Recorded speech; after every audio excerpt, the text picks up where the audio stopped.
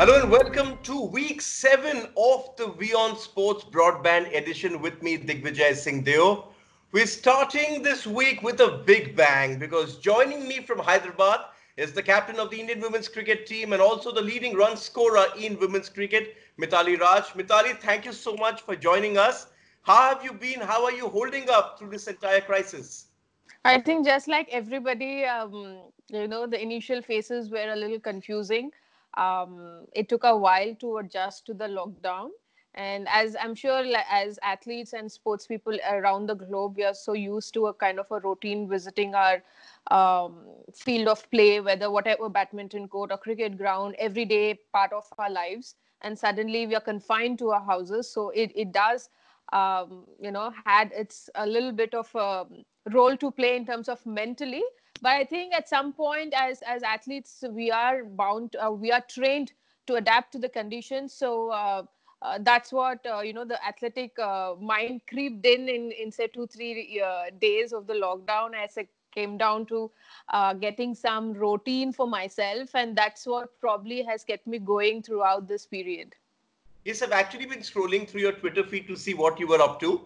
And Mm-hmm. fitness is something which you've been encouraging, not just yourself, but you've been encouraging people out there to come and see you train as well. So that, because a lot of people, including PV Sindhu, told me that you have to stay fit because if you Yeah. don't, when this opens up, there's a long catching up to do. Yeah, I think that's the fact, because as athletes like who represent international level of sport, we do have a certain bar that we've already been at the fitness level prior to the lockdown. And suddenly, when we are not access to the area of our training, whether it is gym or the ground, so there is probably no groundwork, and there is nothing to do in terms of a fitness training in the gyms with the heavy weights.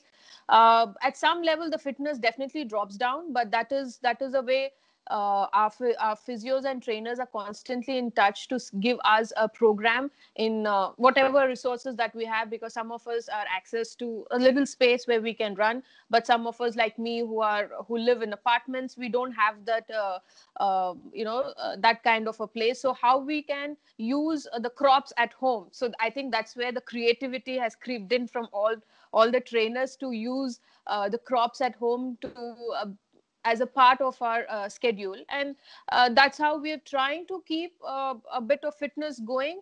One is because the body, you can't just cut off the fitness training that you've been doing for years, because the body then reacts very differently. And so it's important that you at least maintain the basic training that you can as an athlete, so that whenever this situation eases out and the lockdown eases out, we are in a position where we still have a lot to catch up on, but at least it's not from ground zero.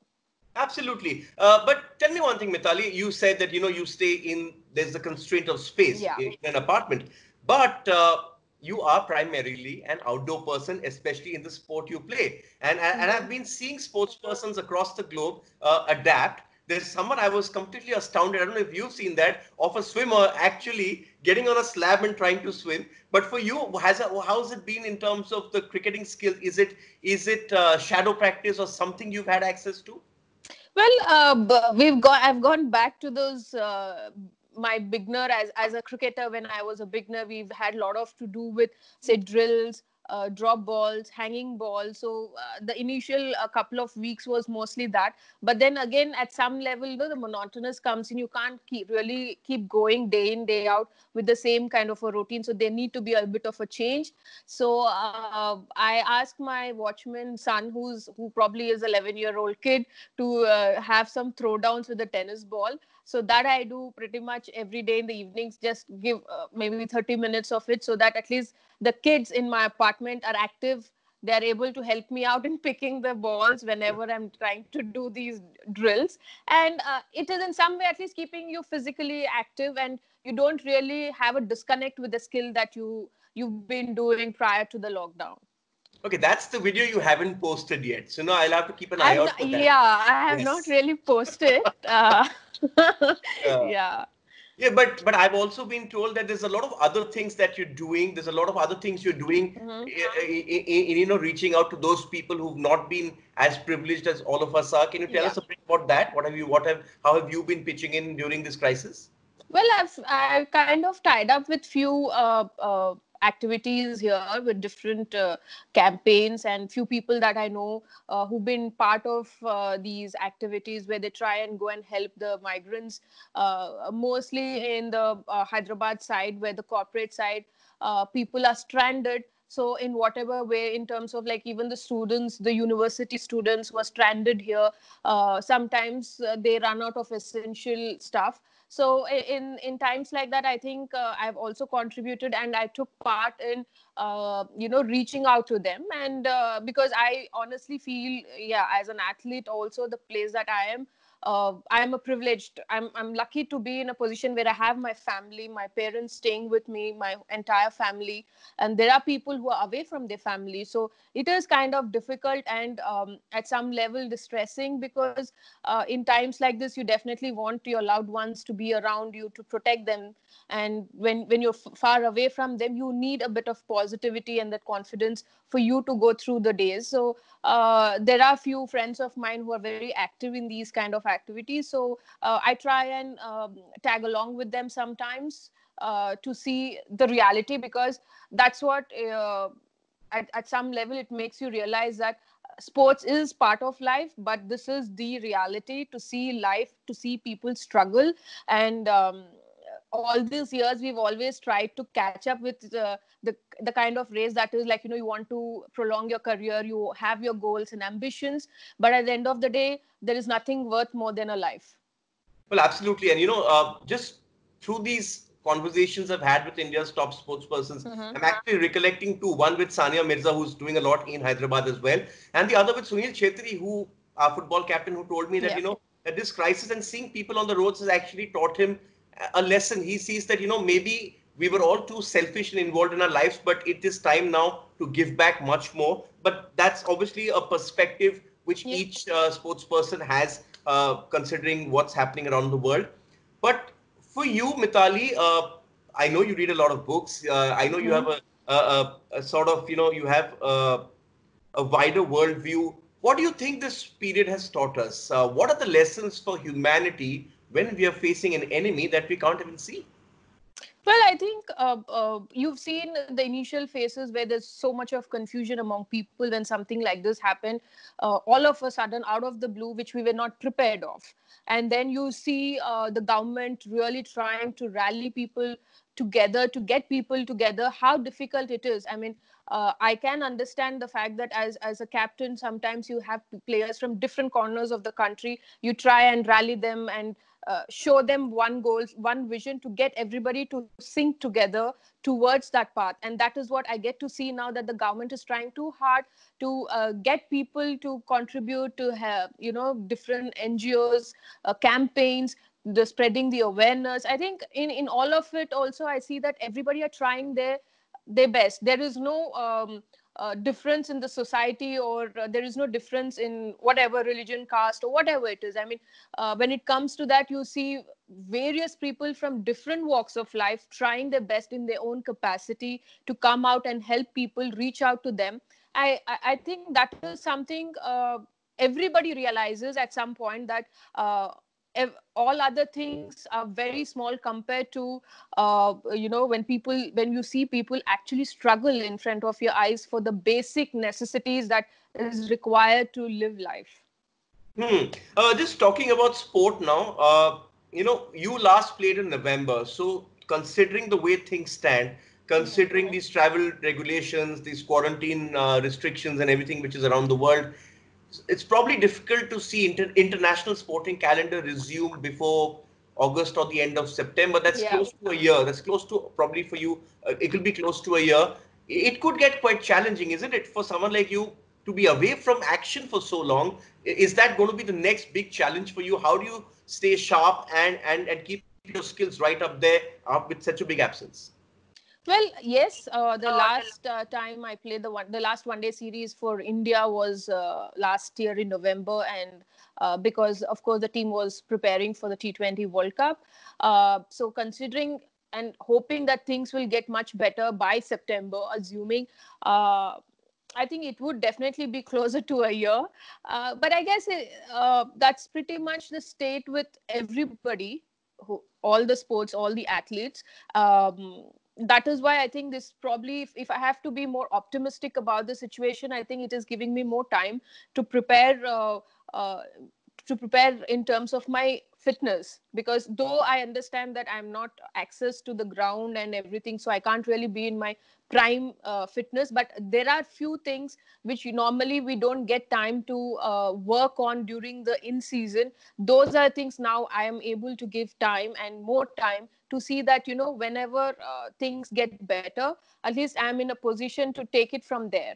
I don't have to go back to the basics. So right now I'm actually working more and giving more time to the fundamental things of my training and even my skill, because playing for so many years, you always, there are times when, when you're going well, you don't really give much time to the small minute things. So those are things that I'm actually working in this time, and I'm hoping that uh, the time that I'm giving all those aspects of my game will eventually give me some fruit when things get better and when I get onto the ground. Mithali, it's not related to cricket, but Abhinav Bindra, who is our Olympic gold medalist, he said Mhm. that it's those wiser and much more experienced athletes across sport who will learn to, in a sense, cope with this period of lockdown much better because they have the hindsight of experience. Mhm. But you're part of a cricket team, and your players are all over the country at the moment. Yeah. You may not have too much time of gelling together when this all opens as well. How will this affect the lead up to the 2021 World Cup as a Well, team? right now, things still are very uncertain. I would say it is too early to say how things will be or how a preparation will be, because everything depends on when things ease out and when we get access to the ground or when we are able to travel and meet together as a team. But as and when it happens, that will give us a time window, how much time that does we have or do we have until the World Cup, and what are the preparations that we can do, because uh, as much as we try as India players to see into it, I'm sure every other team would also be looking into that, see how much days they have. And as and when the lockdowns everywhere opens up, I'm sure everybody will try and catch up and get on with the sport. But it all depends. I think as a captain, the first thing I would definitely work on to get the girls together to rally around, because that's important, to get the girls, to give them the confidence, to give them an environment which is more positive, more optimistic, so that the progress will be much easier when we work together. Okay, and for you, it is the last dance, is it? That you sort of this is something you've been waiting for so long, and is that when you look back on your career, is that the regret that twice you've come close to winning the World Cup and it's not gone your way, and that's the motivation which keeps burning inside you that I have to keep going till I finally win this win there. Well, I think yes, that is one of the motivations or inspirations that keeps me going, because run up to the 2017 World Cup, I thought that would be my last, and I would give it all, which I did. But for whatever reasons, we came runners up, and that was very close, closer margin we lost than the 2005 World Cup runners up we were. And it did pinch a lot, because when you lose by 9 runs, 11 runs, and compared to losing 150 runs, when you lose with smaller margins, it really hurts. So since then, I think that is what kept me going. Like, I will give it a shot again in 2021 World Cup, and hopefully things will work towards that. Okay, but just before this COVID-19 pandemic came and sort of trashed our lives upside down, you were at the MCG for the Yes. spectacle that was the final of the Women's T20 World Cup. I just think, forget the result, forget everything else. Just the sight of the MCG being packed for a women's game says a lot about how far women's cricket has come in terms of acceptance across the world of sport. Yes, it has, because when I started, I definitely didn't think there would be a day where, I would watch a game of women's cricket in a packed stadium at an international venue like MCG, and see people turn up to watch women's T20 World Cup final in such capacity. And it's just not the turn up to the stadium, but even the viewership, I heard, has really crossed some records. And it definitely shows that women's cricket is on the right path, and there are people around the globe who are keen to follow women's cricket and appreciate and see it as a viable sport, even in terms of marketing or endorsements. Yes, and we are seeing that change in Indian sport as well, especially, Mhm. I mean, I'm going to ask that question to you about the change you've seen when you came on to play cricket for India in 1999 and right now. But, one thing we are seeing is consistency from the Indian women's team, be it in the ODI Mhm. format or in the T20.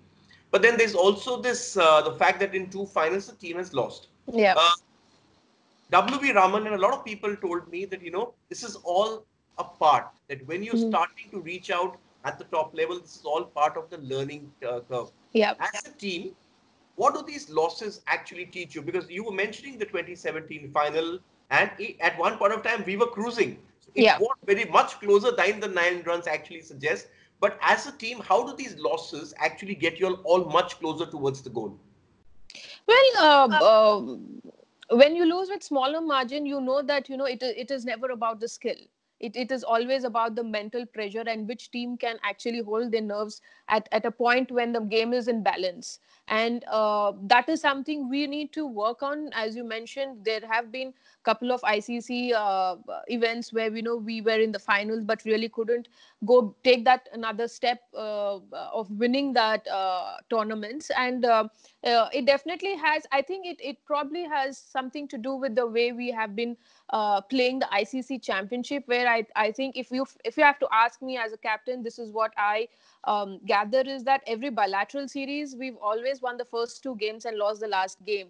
And this has been kind of a happening since 2 years. So that means to say there is something that we need to learn on, is that we can't afford to lose a third game, because that is what we're carrying into these big events. When we actually need to step up, that's when we are loosening the ropes. So I think as players, that is something we need to work on. Yes, in terms of skill, I don't think we are anywhere lesser than any good sides in the world. It's just that we need probably have to learn more on how we can be mentally more stronger at times when we actually need to step up and play the brand of cricket that we've been training for years. Well, that's a brilliant assessment, because in a 1 day series of 3 or 5 games, you win three and you through. But in the big tournaments, it's actually you need to peak right at the end. Yes. You can't win the first 4 games and think that you're through. But just staying with this conversation on women's cricket right now, because of the COVID-19, there's a lot of sporting bodies across the world are bleeding money. There's Hmm. one suggestion. It's come in England, and I wanted to get your reaction on that. Is that the women's game perhaps could be sacrificed just because to mitigate all the losses? Is that frustrating that finally, after so much of ups and downs, there's a level to which women's cricket has reached, and then the first crisis which comes, the talk is let's sacrifice the women's game at the moment, so that because of the finances. Well, I definitely hasn't haven't heard something like that. It really didn't come to my ears. But I think that that probably, yes. I mean, if that happens, it would be sad. We would be hurting for a fact that we definitely are trying very hard as cricketers, as women cricketers, to get the sport going forward, and people should be appreciating the sport, and we would definitely want people to accept it. And finally, when things are going, obviously this is something nobody expected, and and things like that. But I guess at some level, if you see the ICC T20 one day World Cup is still on cards, the 2021 in February. If I'm quite optimistic that it will happen, and if it does, probably it will be the first major tournament of 2021 that people will get to see. And probably that will might invite a lot of people to come and watch after what has been happening around, after the lockdowns, after sports around the globe has been cut short, and suddenly you have this major tournament in the beginning of year that can actually be more positive.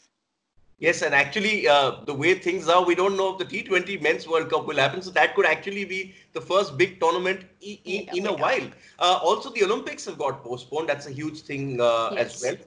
But the International Olympic Committee actually has been trying very hard for gender balance. In fact, they Mm-hmm. put out a statement just before the games got cancelled that for the first time we're going to have male and female flag bearers, that they want to achieve a gender balance of 47% of the participation is going to be women as well. But as female sports persons, and this is not related to cricket, but just Mm-hmm. as female sports persons, you know, this issue of gender parity doesn't just relate to participation. It's also about equal pay money. Serena Williams has been very categorical Yeah. about it. The USA women's football team, which is it's the predominant football team in women's football, is in court against their soccer body because they're not paying them the same as the men's team, who have achieved nothing in comparison. That's the bigger battle, isn't there? That it's all okay for having the great stage, but ultimately it's about treating everyone equally.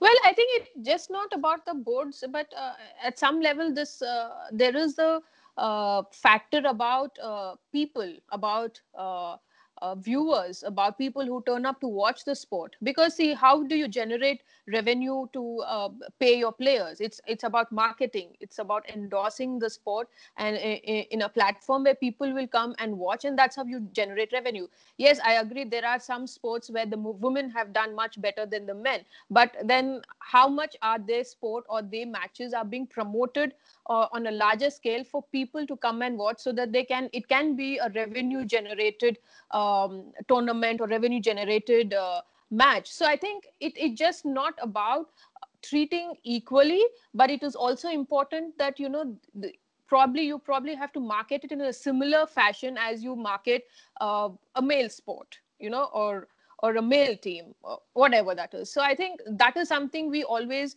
forget to address. It has nothing to do with male athlete or a female athlete. It's more to do with people around us, how you view it. I mean, tomorrow if somebody is showing me, say, a male athlete playing soccer and probably a female athlete playing soccer in another channel, what do you prefer? You will naturally be inclined to watch a male soccer game than a female soccer, even though the female team is doing very well, is because for a long period you're used to watching male play the sport. But how are we going to change that perspective of a viewer from switching the channel to a female sport? That is something that probably everybody have to address it. It is just not limited to a board, but it is also about the marketing unit, the endorsement people, and even normal people. It is a larger reason that everybody have to address.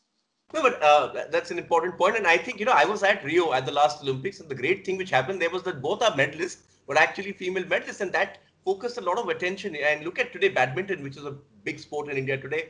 All our success has primarily been because of Saina and Sindhu in the last Yep. 10, 15 years. But just on this point, Mithali, you started off at a time when, frankly, not too many people were too keen on women's cricket. The BCCI wasn't on board, but Yep. it's changed. It's massively changed with the BCCI coming on board. Lots of things have improved as well. You're also part of campaigns, which Mhm. I saw recently, along with the men's team. So a lot of good things have happened for women's cricket in India as well. Yes, it has. I think the biggest advantage was like coming under the BCCI umbrella in 2000, I think 6, 7. It took a lot of years, but it did happen. And I think after that, there have been a lot of changes for the good for women's cricket and for cricketers in our country. Because when I debuted, obviously, I have played most of my career in empty stadiums, leave alone stadiums, but local grounds. Like, at that point of time, even to think about stepping into a stadium was like a far-fetched thought for us, leave alone playing a game in the stadiums. So from there, today we are playing in all international stadiums, and BCCI definitely has looked after women's cricket. In terms of facility, I think we are nowhere behind the men cricketers. We are access to the same kind of facility. Even if you see the recently Indian team which went to Australia for the T20 World Cup had a support staff which probably I have never seen. When I debuted, it was just two support staff, the manager and the coach. We didn't even have a physio or a trainer accompanying, leave alone a masseur or a bowling coach. So we have come so far. I mean, it has a lot to do with the way the board has taken up women's cricket. Yes, initially we did struggle a bit, because even for the board to find ways how to get women's cricket going, it was a very new setup for them. But now, since 5 6 years, board has been really taking a lot of initiative to get in few tournaments, in having an under 19 emerging team. We have an India A tours since a couple of years. So they're trying to build a second strength, so that, whenever the players or the senior players leave out, so the team doesn't fall back into those days where we are, again struggling, but they are preparing a second string, so that, there is an easy transformation in the team. So that is something which is really great, which we did struggle in our days way back in 90s, where if couple of seniors left, again it would take 2 3 years for the team to get back into the rhythm. But that's what they say, no? It's the pioneers who actually do the hard work. That's why you remember them more in the Yes, future, true. when the sport actually finally reaches the zenith. But Mithali, lots of young players coming into the team. You've seen the highs and lows pretty much of the Mm-hmm. journey of women's cricket in India. What would be your advice be to these young cricketers we are seeing coming in, 16-year-old? You were a 16-year-old prodigy when you came in. The likes of Jemima, the likes of Shefali. Uh, you've got this success in terms of the world's watching you, but then how do you adapt to the bigger format, the 50 over format? Yeah. It's not exactly slam bang everywhere can work. And Mm-hmm. that's the benefit of having someone like you. So what would your advice be to these young guns, if I could call them that? Well, I think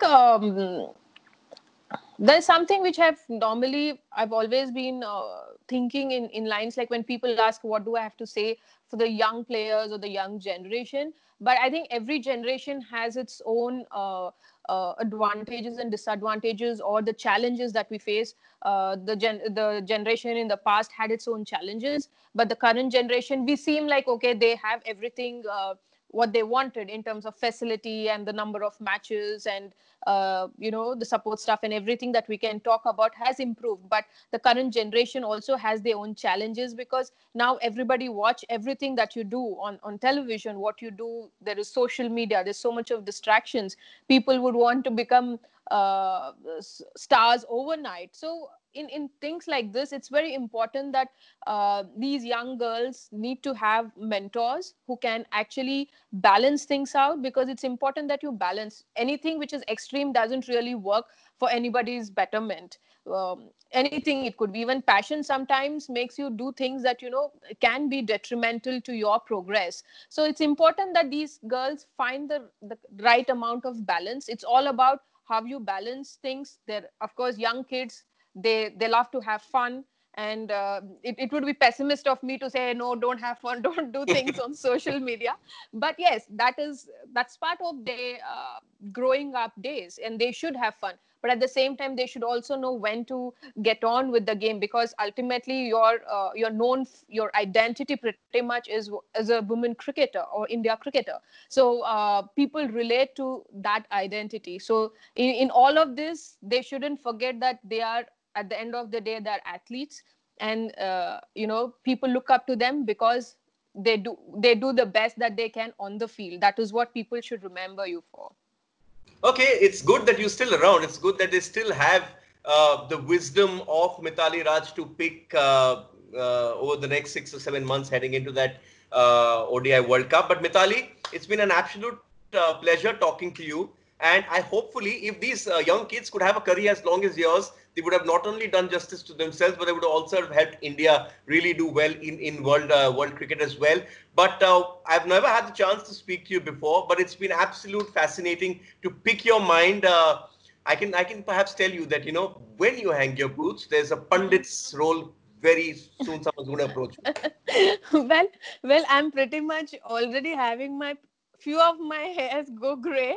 So let give me some time. Whenever I choose to retire, probably I would take some time to get the steam out of me, and then probably get it slip into a role like that. Yeah.